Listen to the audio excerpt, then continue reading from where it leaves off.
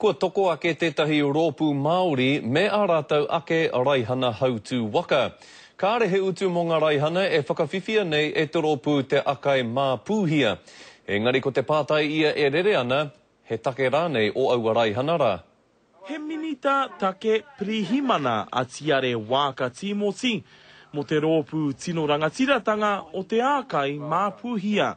A he pērā rawa te mana nui o tōna tūranga minita, kua puta iaia e nei raihana. We believe that it is our prerogative that Māoris issue a new customary practice, which is traveller's permits.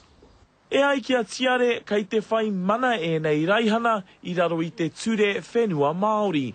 E rua mano kua taria ke tia e tōna rōpū me e tahi atu mo te kore utu. For now, the koha basis is just for our authority, and that's tikana Māori, for all Māori to be recognised and to be applied.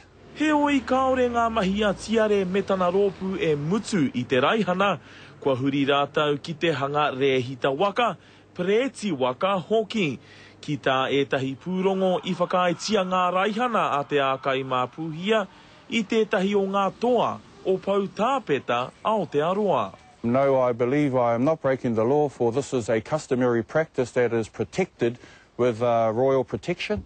Kua hāmene tia tētahi tangata mo te pupuri raihana pēnei, e kore e tāia e ia te taraiwa mo te toru marama.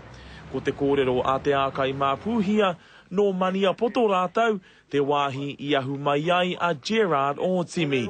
A pērā me ngā uru whenua a Otimi, kai te whakatūpato ngā pirihimana, mo e nei raihana hou. Ki Ngī Kiriona, te karere.